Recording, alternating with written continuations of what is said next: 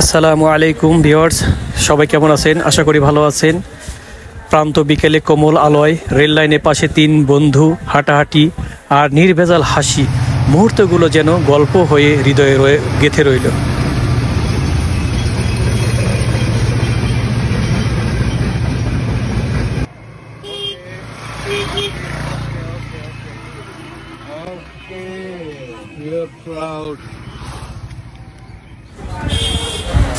শরীর ও স্বাস্থ্য ভালো রাখার জন্য সকালে এবং বিকেলে হাঁটা অত্যন্ত গুরুত্বপূর্ণ।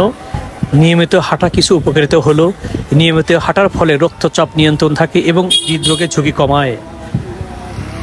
ওজন নিয়ন্ত্রণ থাকে, শরীরে ক্যালোরি পোড়াতে সাহায্য করে, ফলে ওজন নিয়ন্ত্রণে রাখা খুবই সহজ হয়।